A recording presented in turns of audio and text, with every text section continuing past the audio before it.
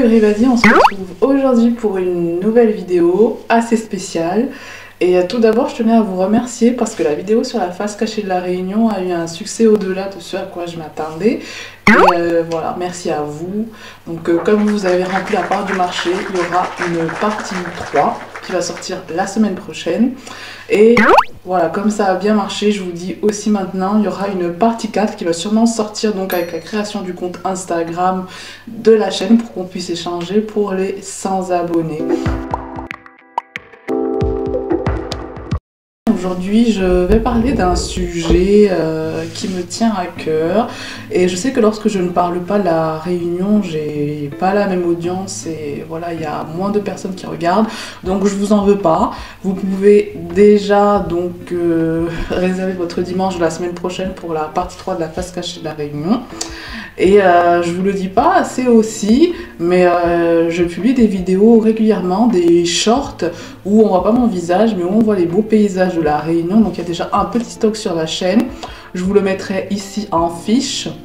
Donc la playlist de shorts, et sinon n'hésitez pas à revenir sur la chaîne, donc voilà, pour vous faire patienter. Je vais parler d'un sujet voilà, qui me tient un peu plus à cœur.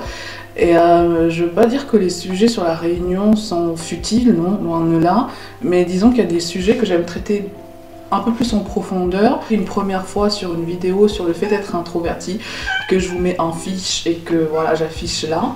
Et aujourd'hui donc je vais vous parler développement personnel et de tout ce qui est peur de l'échec. Je vous parle vraiment à cœur ouvert comme lorsque je parle des sujets qui me tiennent à cœur. D'ailleurs on va se mettre à l'aise. Attendez, je vous place. Comme ça. Et qu'est-ce qui s'est passé? Dans la vie d'un être humain, on est confronté à plusieurs choses.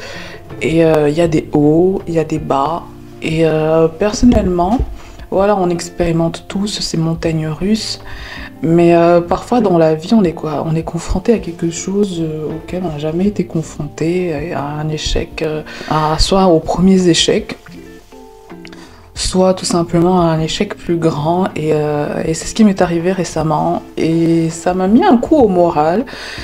Et je me suis demandé, mais comment on fait pour pouvoir accepter l'échec, pour pouvoir aborder l'échec, qu'est-ce que la peur de l'échec? Donc je me suis questionnée beaucoup par rapport à ça. Et du coup, j'ai essayé de tirer les leçons.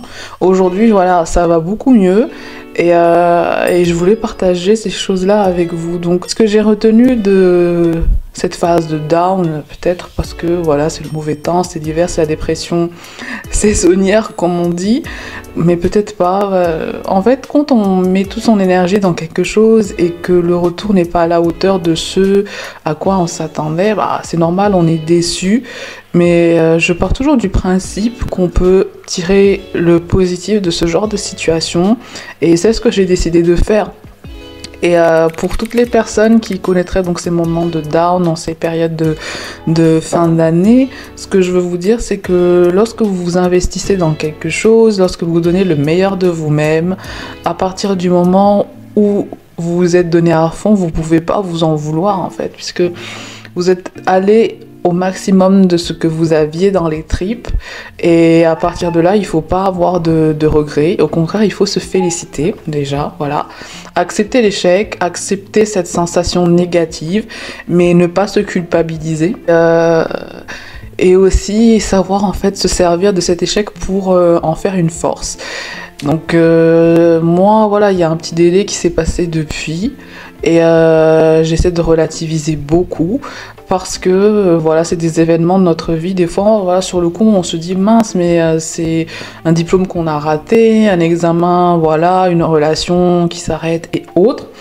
Et on a l'impression que notre vie elle va s'arrêter là, mais pas du tout. Il faut vraiment se dire que dans 5 ans, dans 10 ans, on aura de la distance et du recul par rapport à ces choses-là. Donc le deuxième conseil que j'ai, une fois qu'on prend un peu plus de temps, c'est d'avoir du recul par rapport à ce vécu-là, pour pouvoir l'appréhender d'une autre manière. et ensuite vous pourrez aller de l'avant. Voilà, c'était juste des petits mots d'encouragement par rapport à tout ce qui est peur de l'échec. Et de toute façon, dans la vie, il faut faire les choses. Il vaut mieux faire les choses. On dit, voilà, il y a quelque chose que j'ai retenu lorsque j'ai commencé ma chaîne YouTube il y a déjà 6 mois, quand j'ai commencé à apprendre à éditer des vidéos. Il vaut mieux qu'une chose soit faite que parfaite. Et il vaut mieux faire des erreurs. Et on apprend de nos erreurs. Et c'est des erreurs qui nous rendent à la fois humbles et qui nous donnent des leçons pour qu'on puisse devenir de meilleures personnes. Donc moi j'ai envie de vous dire, voilà, il faut savoir accepter ces phases de bas dans plusieurs aspects de votre vie. Ne pas les voir comme quelque chose de négatif, mais les voir comme un moteur. Prendre le temps de les assimiler et juste de les transformer en force. Et vous verrez qu'avec le temps, puisque le temps fait beaucoup son travail, si vous êtes aussi dans tout ce qui est foi et religion, il y a aussi cette part-là par rapport à la prière. Donc voilà. Donc je sais que c'est pas évident pour tout le monde. Et j'avais envie donc de faire cette petite vidéo sur la peur de l'échec. Dites-moi en commentaire si vous aussi vous avez ces moments de down par rapport à la saison ou même en dehors des saisons. Et qu'est-ce que vous mettez en œuvre pour vous sentir mieux. Et voilà, comme ça on se réconforte tous ensemble. Et par rapport à cette catégorie de vidéos en particulier, donc elle aura un onglet spécifique, une playlist spécifique sur ma chaîne qui s'appellera Co Talk to You. Co pour mes initiales et Talk to You parce que je vous parle. Et n'hésitez pas, voilà, c'est par rapport à mon vécu, par rapport aux choses qui se passent, voilà, dans ma vie. Mais s'il y a des thématiques aussi qui vous intéressent et que vous souhaitez que j'aborde, n'hésitez pas à laisser ça en commentaire. Ou bientôt en DM Instagram, puisque lorsqu'on atteindra les 100 abonnés, je vais ouvrir un compte Instagram où on pourra discuter un peu plus en intimité.